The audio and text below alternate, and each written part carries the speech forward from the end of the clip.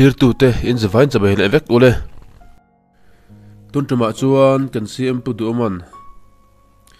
achung te hne na thu acha anga inam tak mai le beng ver tak mai ngai thla khona kan nei le don ani pu chairman le kanu le naw kan tu le fa te party lama kan tho pui te voina he hun lomom tak minon man pui tu te song song chi bai kan buk chuwa lom thu kan ril chu ni kan nuwa ke ai tu soi thiam zok a loading le don tho ni khan alanga chuwang chuan ka soi mai poimo tu po aron tuam lom thamai tu rangai ila ka soi tur te soi ngai loving kan chairman in kha aron chiar chuak non le a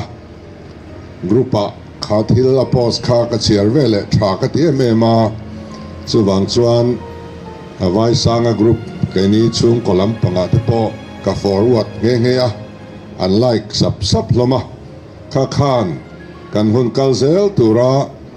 kanom dan tur le voina po soyeta na kadu soy ngai lo siam tu ani a soy non lovila tin kan hun ser min man sak tu te a tharau lampanga min ruai tu te nin kan lo thok ho nel nuala sinot hospital bota te kan lo om tlanga nia soyang khan mla fan te hi aman na tur big awma sa khothil la hian man oi ani lova chuwang chuan in khom pui ni khwa te ko rang hian a biak in saknan tele angna moi hian in midil an chinga chu kan pethiang lo ani danin aphal lova danin aphal lo khachu ti lo ngai kha ahim bera thang thu te kha kalo riat vak to lo nu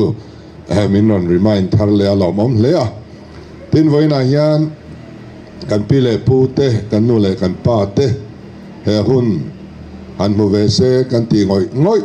mual min liam san to te kan ri ruwa a cham lo thei lova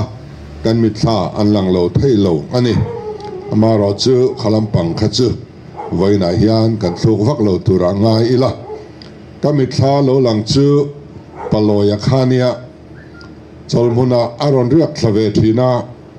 kan nu pa hianin huan kan thlawani huan kan thlawa rale lama sikul awma anjil ti tu pa khan sikul nau pang zong zong a ko chuaka kan lo thlolai min thlir tira so mp te point lo an thlo so atia nau pang ho zil nan khan amanga chumi chorem sanga lain paloi khanin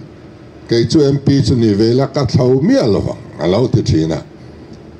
kan thlo ma bak ze la hian alo thua ke chu ka hian ve dan chuan thil re rang azuar tu ai chuan a lei tu hi an house azok vekin ka ria te khat ya ani kha pangai sam ania patha top khok ani boka vaina hian ani po karir wa lo thar le a kan soilang du big ani te chuan hey group patni chongloya group ti te deng khuma group ti te whatsapp lama a oma henga te yan ron lu ve han zia ve te thil han post ve te kan chak ngoi ni ama ro chu tu na hian whatsapp a hian in len man lo hi san tel kan ya an vinak nak lama Instagram te Twitter te Facebook te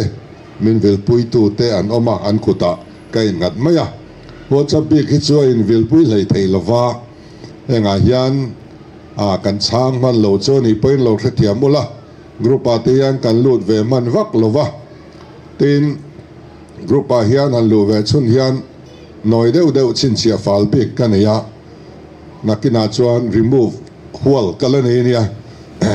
anoi zual hin om sia ya eng group te kan in pon thatak ania chung kwa kan in riat chian na ania lom oma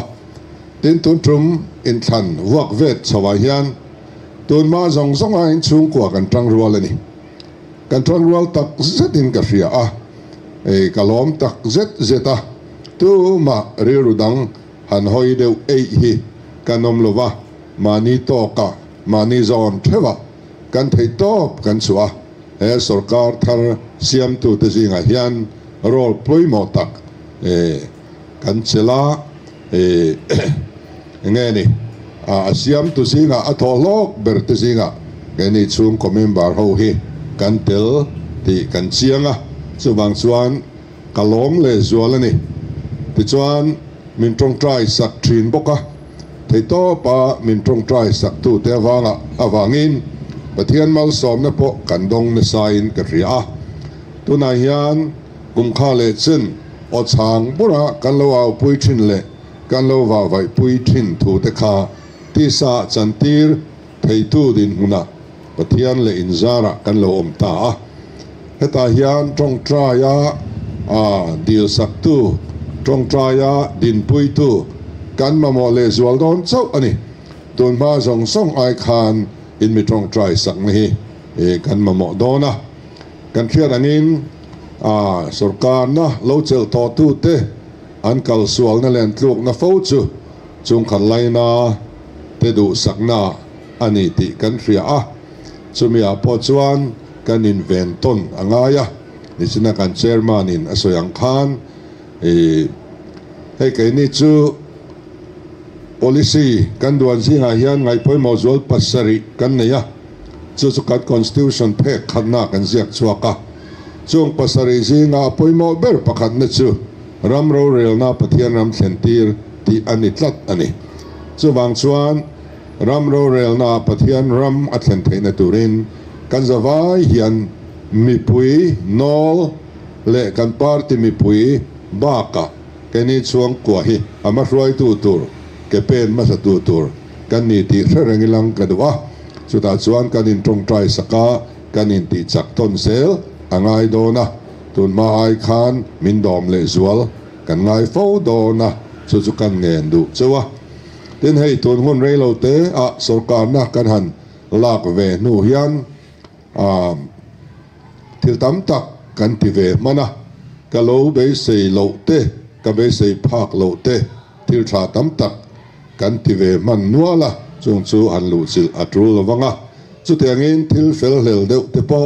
kan mu chuak zela chung te chu aong lai te kan lo no phui ve le treu to tun hun rei lo te chu nga hian pathianin kan ram tan ke ni mitling lo te kal tlangin naro pui tak tak a thok treu to ani pathian kai ruai ne le amal som na kan dong mola ni tin mai hianin hey file te hi cái chu ka pending thiam mia lowa atam le ka mengre ni mai file pakhat po pending ka thei ve lo ani ka chau viau to po hianin hey chu nak tuk lama kan ti don hian mi kam tlat me ka mu hil thei don chuang tlat lo mai thina chu wang chuan file zong song hi ahuna ti zo vek ka duwa zan tin hian na pending nei mia lo hian kan lakal thei ria chunga te chuan hrisel na tha ngai to na film kan ma mo em ani chung zong zong chu min riat pui tu tur te ni tin voin hun hi abik takin hei minan buat sai saka ke ni chung kwa tel hau lovin chung khan lai na ten nang ma ni in seng sovin sum tam tak sengin lom na ruai min buat sai sakani ti kan ria in sen so na zong zong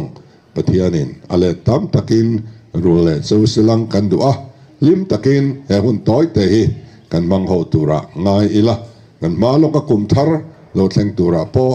lim taka chung kwa ten kanom na mun thewa that taka kan man ho theina turin kum thar chi bai pho ka buk nga le cheu kalome